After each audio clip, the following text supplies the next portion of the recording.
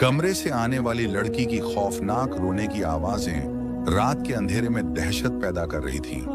फरीद ने जैसे ही कमरे का दरवाजा खोला, अचानक ही उसके मुंह से चीख निकल गई थी। वो पलटी तो फरीद के होश उड़ गए थे। लड़की के लंबे लंबे बाल उसकी पीठ पर बिखरे थे।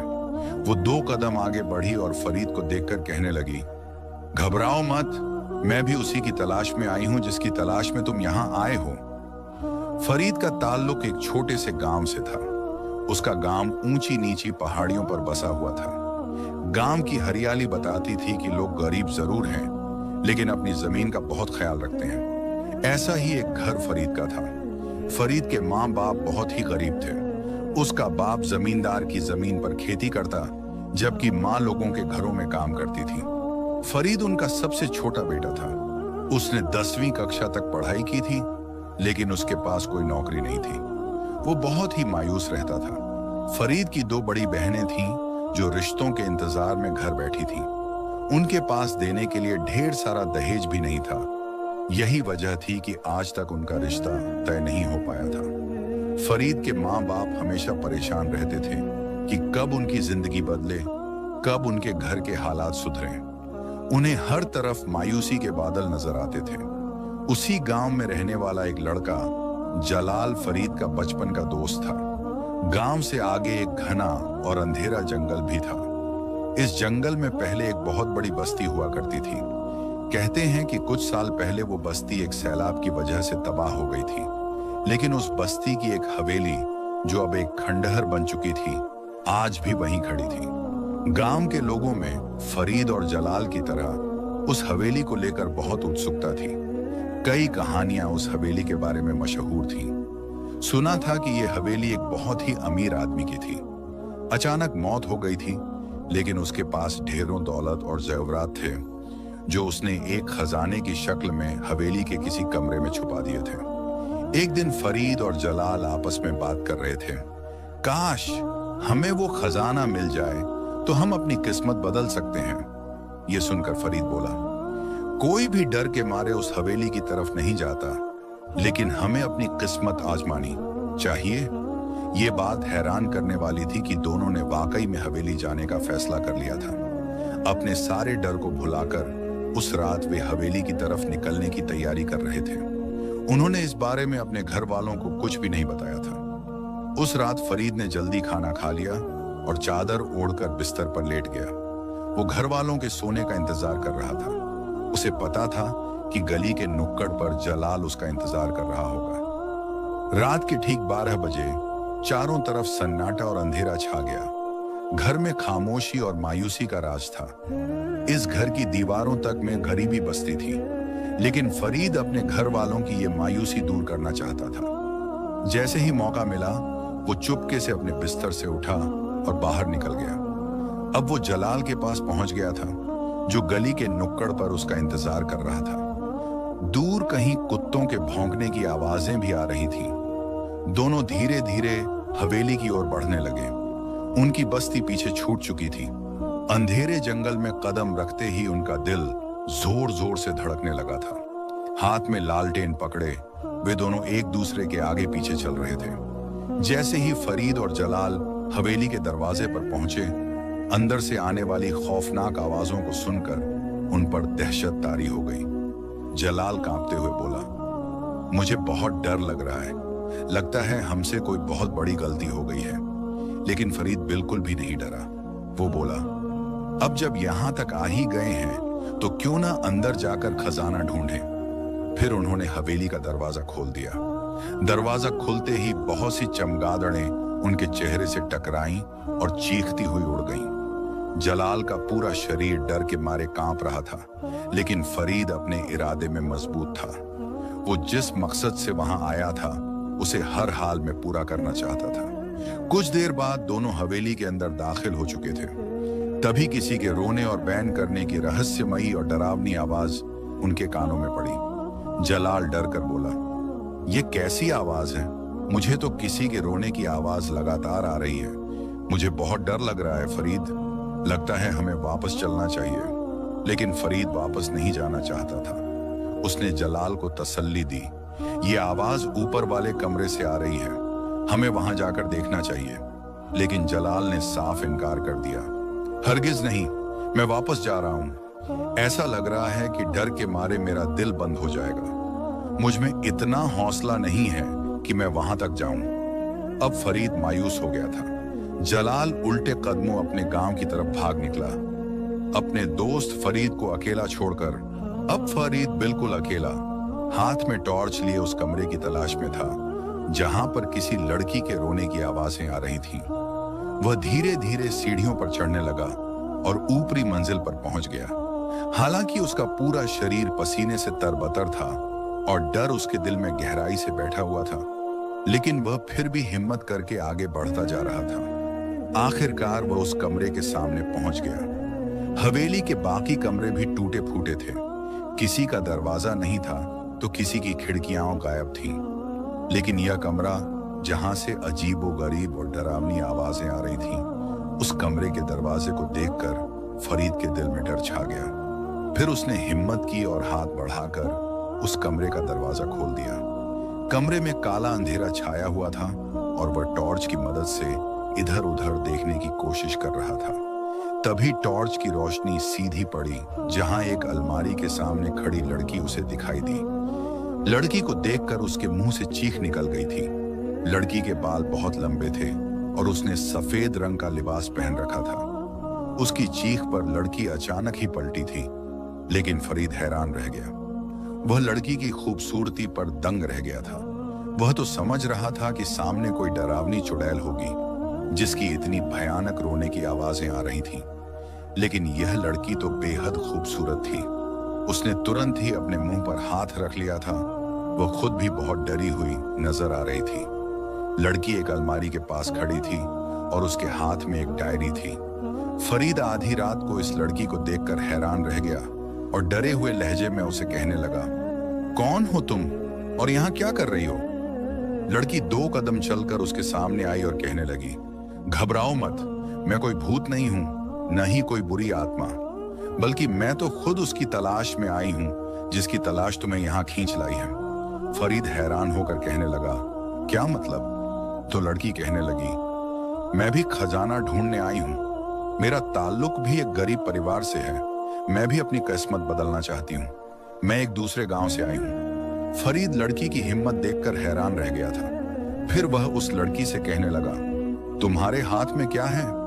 लड़की ने फरीद के सामने वह डायरी की ओर कहने लगी, यह डायरी मुझे इस अलमारी में से मिली है और इसमें लिखे हुए अजीबोगरीब शब्दों ने मुझे चौंका दिया है। तुम देखो, इस हवेली का सारा सामान उजड़ गया है, कुछ भी बाकी नहीं बचा, लेकिन अलमारी में रखी हुई ये डायरी बिल्कुल सही सलामत है और इसमें लिखे हुए शब्द भी। फरीद ये सुनकर चौंक गया और लड़की से कहने लगा, अच्छा, मुझे दिखाओ कि इसमें क्या लिखा है।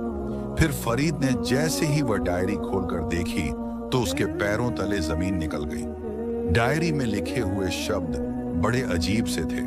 डायरी में लिखा था, वह खजाना तुम तब तक हासिल नहीं कर सकते जब तक मैं यहां से आजाद नहीं हो जाती, और जो एक बार इस हवेली में आ जाता है वह वापस कभी नहीं जाता। ये पढ़कर फरीद और वह लड़की दोनों ही बहुत ज्यादा डर गए थे। ये पुरानी डायरी थी और इसमें लिखी हुई ये बातें दोनों की समझ में नहीं आ रही थी। फिर फरीद कहने लगा, हमें खजाना मिले या ना मिले, लेकिन हमें यहाँ से आजादी चाहिए, वरना मौत हमारा इंतजार कर रही है। अब हमें यहाँ से निकलना ही होगा। लेकिन आखिर वो कौन है जो यहाँ से आजादी पाना चाहता है? लड़की खुद भी परेशान नजर आ रही थी। वह फरीद से कहने लगी, मुझे नहीं मालूम। हाँ, लेकिन इस हवेली के नीचे एक तहखाना भी है, लेकिन मुझे नहीं पता कि वह तहखाना कहाँ है। फरीद हैरानी से कहने लगा, तुम्हें यह बात किसने बताई? तो लड़की कहने लगी, मुझे इस हवेली के बारे में सब कुछ पता है। यह सुनकर वह और ज्यादा हैरान रह गया था। अब वह दोनों उस कमरे से बाहर आ गए थे। वह डायरी लड़की के हाथ में ही थी। धीरे धीरे वे हवेली के दरवाजे की तरफ बढ़ने लगे। वे दोनों ही यहाँ से बचकर बाहर निकलना चाहते थे, लेकिन अचानक हवेली का दरवाजा जोरदार आवाज के साथ बंद हो गया और सारी खिड़कियां और दरवाजे जोर जोर से बजने लगे। खौफनाक, वहशत भरे और डरावने माहौल में उन दोनों के कदम जैसे रुक गए थे। लड़की कहने लगी, हमें जल्द से जल्द वो तहखाना ढूंढना चाहिए। हो सकता है कि वहीं पर कोई राज छुपा हो। जल्दी जल्दी वे दोनों सीढ़ियां उतरने लगे। अब फरीद के हाथ में सिर्फ टॉर्च थी, लेकिन हवेली का माहौल देखकर साफ जाहिर था कि यहाँ कोई रहस्यमय ताकत कैद है जो इन दोनों को परेशान कर रही है और यहाँ से आजादी पाने के लिए बेताब है। फरीद पलटकर लड़की से कहने लगा, तुम डायरी में देखो, शायद उसमें कुछ और भी लिखा हो जिससे हमें मदद मिल जाए वो कमरा ढूंढने में। अब लड़की जल्दी जल्दी डायरी के पन्ने पलट रही थी, लेकिन डायरी से उन दोनों को कोई मदद न मिल सकी। दोनों के चेहरे पर मायूसी और परेशानी साफ झलक रही थी। वे जल्द से जल्द यहाँ से निकलना चाहते थे, उस आत्मा को आजादी दिलाकर, वरना उनका बचकर जाना नामुमकिन था। तभी हवेली की एक खिड़की जोरदार हवा के साथ खुली थी और उसमें से उड़ता हुआ एक सफेद कागज उस लड़की के कदमों में आ गिरा। लड़की यह देखकर डर गई थी। फरीद ने जल्दी से वह कागज उठा लिया था। कागज की तहरीर पढ़कर वह चौंक गया। उस पर लिखा था कि जिस तहखाने को तुम तलाश कर रहे हो वह इस हवेली के सबसे छोटे कमरे में है। अब उन्हें बहुत छोटा कमरा तलाश करना था। हवेली में कमरों की तादाद बहुत ज्यादा थी और उस छोटे कमरे को खोजना आसान नहीं था। लेकिन तभी लड़की ने उंगली से इशारा किया और कहने लगी, मुझे मालूम है वह छोटा कमरा कहाँ है। तभी उसने सामने की तरफ कदम बढ़ा दिए। फरीद भी उसकी तकीद में आगे बढ़ गया। तभी उसने एक छोटा सा दरवाजा खोल दिया। यही वह छोटा कमरा था जहां पर अजीब सी बदबू आ रही थी। मकड़ी के लगे हुए बड़े बड़े जाले भी डरावना माहौल पैदा कर रहे थे। लेकिन फरीद यह देखकर मायूस हो गया कि आखिर वह तहखाना कहाँ है और इस छोटे कमरे से उसका क्या ताल्लुक है। तभी लड़की ने आंखें घुमाईं और उसी कमरे की एक छोटी खिड़की खोल दी। फरीद की आंखें फटी की फटी रह गईं, क्योंकि खिड़की खुलते ही वह तहखाना साफ दिखाई दे रहा था जिसमें काला अंधेरा छाया हुआ था। यह साफ था कि यही वह तहखाना है जिसकी तलाश में वह दोनों यहाँ आए हैं। दोनों का दिल बुरी तरह कांप रहा था। दोनों ही डर से सहमे हुए थे। कोई भी उस तहखाने में उतरने को तैयार नहीं था। ऐसा लग रहा था जैसे वहां मौत उनका इंतजार कर रही है। लड़की ने वो डायरी मजबूती से अपने हाथों में थाम रखी थी और फिर फरीद से कहने लगी, घबराओ मत, हमें इसकी मदद करनी चाहिए। अगर हम किसी की मदद करेंगे तो शायद हमारे लिए भी आसानी हो जाए। यह सुनकर फरीद दिल में सोचने लगा, जब लड़की नहीं घबरा रही तो उसे भी डरने की जरूरत नहीं। जैसे जैसे वह दोनों तहखाने की सीढ़ियां उतर रहे थे, वैसे ही अंदर से आने वाली सिसकियों और रोने की आवाजों में इजाफा होता जा रहा था। टॉर्च मारकर फरीद तहखाने का मंजर देखने की कोशिश कर रहा था। तभी उसे वहां एक कमरा नजर आया। कमरे के दरवाजे बंद थे। फरीद और उस लड़की के रोंगटे खड़े हो गए। उसी कमरे के अंदर से रोने की आवाजें आ रही थी। अंदर शायद कोई लड़की है, फरीद ने सोचते हुए कहा।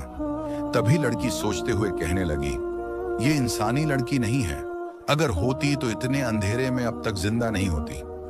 ये जरूर कोई गैर फितरी मखलूक है। तभी लड़की अचानक बुलंद आवाज में कहने लगी, मेरा नाम आलिया है, हम तुम्हारी मदद करने आए हैं। क्या तुम हमें बता सकती हो तुम्हें यहाँ किसने कैद किया है? तभी कमरे के दरवाजे जोर जोर से बजने लगे। फरीद का दिल भी जोर से धड़कने लगा। वह अपने डर पर काबू पाने की कोशिश कर रहा था, जबकि आलिया भी उसी हालत से गुजर रही थी। तभी रोने की आवाज बंद हो गई। उस अंधेरे कमरे में से एक आवाज उभरी, क्या तुम सच में मेरी मदद करने आए हो? क्या मुझे यहाँ से आजादी दिलाना चाहते हो? फरीद जल्दी से कहने लगा, हाँ हाँ, हम तुम्हें नुकसान नहीं पहुंचाना चाहते, लेकिन तुम हमें सच बताओ कि तुम कौन हो और यहाँ तुम्हें किसने कैद किया है।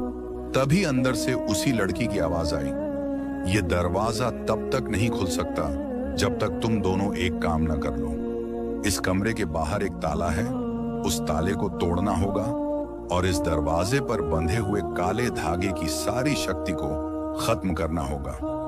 वह तो मर गया, लेकिन उसने मुझे हमेशा के लिए इस तहखाने के बंद कमरे में कैद कर दिया। अब तुम दोनों मेरी मदद करो और जल्दी से जल्दी इस दरवाजे के ताले को तोड़ दो, ताकि उसके गिर्द लिपटा हुआ काला धागा भी खुद ब खुद टूट जाए। जैसे ही फरीद और आलिया ने यह काम शुरू किया, अचानक ही चीखों का सिलसिला तेज हो गया। उस काले अंधेरे में उन्हें ऐसा लग रहा था जैसे बहुत से लोग मिलकर उन्हें मारना चाहते हैं। फरीद पसीने से तरबतर हो गया था, जबकि आलिया की हालत भी बहुत खराब थी, लेकिन वह हर हाल में उस लड़की की मदद करना चाहते थे जो उस कमरे में कैद थी। अचानक ही अंधेरे में एक आवाज उभरी, रुक जाओ, तुम ऐसा नहीं कर सकते। अगर यह आजाद हो गई तो तुम्हें जान से मार देगी। यह सुनते ही फरीद के हाथ रुक गए। तभी आलिया जल्दी से कहने लगी, यह आवाज सिर्फ एक धोखा है, तुम परवाह मत करो और अपना काम जारी रखो। थोड़ी देर की मेहनत के बाद आखिरकार उन्होंने उस ताले को तोड़ दिया। ताले का टूटना था कि अचानक ही कमरे का दरवाजा जोरदार आवाज के साथ खुला और एक रोशनी सी कमरे से बाहर आने लगी। तभी कोई धुएं की मानंद उनके बीच से गुजरकर आगे की तरफ चला गया और वह दोनों पीछे हो गए। दोनों के चेहरे पर डर की कैफियत थी। आखिर यह क्या हुआ था, दोनों समझ न सके। अब हर तरफ खामोशी छा गई थी, इतनी गहरी खामोशी कि अगर पत्ता भी गिरता तो शायद आवाज सुनाई देती। आलिया कांपती आवाज में कहने लगी, हमें अब ऊपर चलना चाहिए, लगता है कि वह आजाद हो गई है। दोनों डरते डरते ऊपर की तरफ जा रहे थे। आखिरकार वह तहखाने से निकलकर ऊपर पहुंच गए। न जाने वह कौन थी और कब से वहां कैद थी, अभी तक कुछ मालूम न हो सका था। उस पुरानी डायरी की हकीकत क्या थी और उस अंधेरे कमरे का राज क्या था, यह सब अब भी पर्दे में था। आलिया फरीद से कहने लगी, अब तो वह आजाद हो गई है, फिर भी हवेली का दरवाजा क्यों नहीं खुला? इस बात पर वह दोनों ही परेशान थे। जब तक तुम इस अंधेरे का राज नहीं जानोगे, तब तक वह दरवाजा नहीं खुलेगा। पीछे से आने वाली आवाज पर वे दोनों सहम गए। जैसे ही आलिया और फरीद पलटे, उनके पैरों तले जमीन खिसक गई। होश उड़ गए जब उन्होंने अपने सामने सफेद कपड़ों में एक लड़की को खड़े देखा। उस लड़की के बाल बहुत लंबे थे और अंधेरे की वजह से उसका चेहरा साफ नहीं दिख रहा था, लेकिन वह बहुत डरावनी लग रही थी। उसके होंठ हिलते साफ नजर आ रहे थे।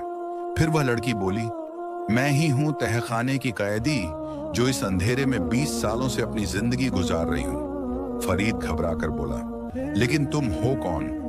तभी वह लड़की उनके ओर करीब आई और कहने लगी, मैं कोई इंसानी लड़की नहीं, एक झंझादी हूं। मुझे एक आमिल ने इस तहखाने में कैद किया था। वह आमिल बहुत ही खतरनाक था। वह बड़े बड़े अमल करता था जिन्नात को अपने कब्जे में करने के लिए। वह हम जैसी झंझादियों को अजियत देता था। 20 साल पहले जब मैं जंगल में एक दरख्त पर अपने खानदान के साथ रह रही थी, उसने मुझे एक अमल के जरिए बुलाया। जब मैंने उसकी बात मानने से इनकार किया तो उसने मुझे इस तहखाने में कैद कर दिया। मैं वहां रोती, चिल्लाती, चीखती, बट उसने मुझे आजाद नहीं किया। फिर वह मर गया, उसका खानदान कहीं चला गया और यह हवेली हमेशा के लिए बंद हो गई। लेकिन मैं हमेशा के लिए इस अंधेरे में बंद रह गई। मैं हर बार मदद के लिए पुकारती, लेकिन लोग मेरी आवाज सुनकर डर जाते। कोई मेरी बात नहीं सुनता था, लेकिन तुम दोनों ने बहादुरी दिखाई। तुमने मेरी मदद की और आज मैं आजाद हो गई। अब इस हवेली से कोई रोने की आवाज नहीं आएगी। अब कोई इसमें कैद नहीं रहेगा। मैं भी जा रही हूं हमेशा के लिए अपने खानदान के पास। तुमने मुझे आजादी दी, इसके लिए शुक्रिया। वह झंझादी मुस्कुरा रही थी। फरीद ये सब सुनकर बहुत खुश हुआ, लेकिन तभी झंझादी बोली, उस खजाने की तलाश में तुम यहां आए हो, याद रखना वह भी इसी हवेली के किसी कमरे में है। तुम्हें सारे कमरों की तलाशी लेनी होगी। अब मैं जा रही हूं, डरने की कोई जरूरत नहीं। मेरी दुआ है कि तुम्हें वह खजाना मिल जाए। ये कहते ही वह झंझादी उनके सामने से गायब हो गई। फरीद और आलिया, जो अभी तक बहुत डरे हुए थे, अचानक ही उनका सारा डर खत्म हो गया। फरीद बोला, अब हमें भी यहां से निकलना चाहिए। लेकिन आलिया ने उसे रोक लिया और बोली, एक मिनट, क्या तुम वह खजाना लेकर नहीं जाओगे? फरीद हैरानी से बोला, बहुत मुश्किल है कि वह हमें मिल जाए। हमें अपनी जान बचाकर यहां से निकल जाना चाहिए। आलिया बोली, हाँ, लेकिन अब कोई खतरा नहीं है। असल में वो डायरी जो तुम्हें मिली थी वो मेरे अब्बू की थी। ये सुनकर फरीद चौंक गया। आलिया कहने लगी, मैं सच्ची कह रही हूं, मैं ही उस आमिल की बेटी हूं। मेरे बाबा एक आमिल थे। उन्होंने जिन्नात के जरिए ये सारे अमल सीखे थे। इसी वजह से हमारी हवेली वीरान हो गई। जब बाबा का इंतकाल हुआ तो अम्मी मुझे लेकर शहर चली गई, लेकिन हर रात मुझे उस झिंझादी की चीखें सुनाई देती थी। वो आवाजें मुझे बेचैन करती थी। जब मैंने अपनी अम्मी से ये बात की तो वो बोली, ये सब तुम्हारे बाबा के काले कामों का असर है। अगर वो यह सब ना करते तो आज हम इतने अजियत में ना होते। बेटी जाओ उस हवेली में, उस झिंझादी की मदद करो। मैं हिम्मत करके यहाँ आई थी। पहले भी 2-3 बार कोशिश की, लेकिन डर लगता था। आज तुम्हारे साथ से मुझे हौसला मिला, शुक्रिया। आलिया की आंखों में आंसू थे। फरीद ये सब सुनकर हैरान था। फिर आलिया बोली, मैं जानती हूं मेरे बाबा का कमरा हवेली में कौन सा था, चलो मेरे साथ। अब फरीद उसके पीछे पीछे चलने लगा। फिर वे दोनों एक बड़े से कमरे में पहुंचे। वहां एक पुरानी सी अलमारी थी। फरीद को याद आया, यही वो कमरा था जहां से आलिया को डायरी मिली थी। आलिया ने बताया, ये डायरी मेरे बाबा की थी, लेकिन इसमें जो भी लिखा था वो बाबा ने नहीं, शायद किसी और ने लिखा था। शायद ये इशारा था कि वो झिंझादी इस हवेली में कैद है। आखिरकार आलिया ने अपने बाबा के कमरे की तलाशी शुरू की। अलमारी में रखे जेवरों से भरे डब्बे जो सोने चांदी के थे जल्दी ही मिल गए। आलिया ने वह सारे जेवर फरीद को दे दिए। फरीद हैरानी से बोला, मैं ये जेवर नहीं ले सकता, ये सब तुम्हारे बाबा के हैं, इन पर तुम्हारा हक है। लेकिन आलिया बोली, नहीं, तुमने मेरी मदद की है, इसलिए तुम इन्हें ले जाओ। मैं अपनी माँ के साथ एक अच्छी जिंदगी गुजार रही हूँ, मुझे इनकी जरूरत नहीं है। और वह सारे जेवर आलिया ने फरीद के हवाले कर दिए। थोड़ी ही देर बाद अचानक हवेली का दरवाजा खुद ब खुद खुल गया और उनके लिए आजादी का रास्ता भी। फरीद और आलिया को यकीन नहीं हो रहा था कि वे दोनों जिंदा बचकर उस डरावनी हवेली से बाहर आ रहे हैं। जो कुछ भी हवेली का रहस्य था, वह डायरियां, वह डरावनी लड़की की रोने की आवाजें, इन सब का राज अब उन्हें मालूम हो गया था। साथ ही फरीद के पास वह दौलत भी थी जिसकी चाह में वह इस हवेली में आया था। लेकिन उस झिंझादी की मदद करके उसे दिल से जो खुशी मिली थी वह दौलत से कहीं ज्यादा थी। उसने आलिया को शहर जाने वाली सड़क के मोड़ पर छोड़ा और खुद अपने घर की राह ली। सुबह वह अपने माँ बाप को वह खजाना दिखाकर एक बड़ा सरप्राइज देना चाहता था। दूसरी ओर जलाल को पूरा यकीन था कि फरीद अब कभी हवेली से जिंदा नहीं लौटेगा। लेकिन अगली सुबह जब फरीद को अपने घर के दरवाजे पर खड़ा देखा तो वह हैरान रह गया। हैरत से बोला, तुम वहां से जिंदा कैसे आ गए? क्या तुम्हें डर नहीं लगा? वहां क्या हुआ? क्या तुम्हें खजाना मिला? उसकी बात सुनकर फरीद मुस्कुराया और बोला, नहीं, मुझे कोई खजाना नहीं मिला, लेकिन मैंने वहां एक बहुत बड़ा काम किया है जिसकी मुझे बेहद खुशी है। तुमने तो मुझे उस खतरे में अकेला छोड़ दिया और खुद जान बचाकर भाग गए। ये सुनकर जलाल शर्मिंदा हो गया। अब फरीद और उसके घर वालों की किस्मत बदल गई थी। दौलत आने के बाद उन्होंने शहर का रुख किया। वहीं शहर की एक बाजार में फरीद की मुलाकात एक लड़की से हुई। उसे देखकर वह चौंक गया। वह लड़की कोई और नहीं बल्कि आलिया थी। आलिया भी उसी शहर में अपनी माँ के साथ रहती थी। उसका पिता कई साल पहले मर चुका था और उसी की वजह से यह सारा मामला हुआ था। हवेली में जो दहशत फैली थी वह भी उसके किए हुए कारनामों की वजह से थी। धीरे धीरे फरीद और आलिया के दिलों में एक दूसरे के लिए मोहब्बत पनपने लगी और फिर फरीद ने आलिया से निकाह कर लिया। उन दोनों का निकाह बहुत ही शानदार हुआ था। आलिया भी फरीद का साथ पाकर बेहद खुश थी।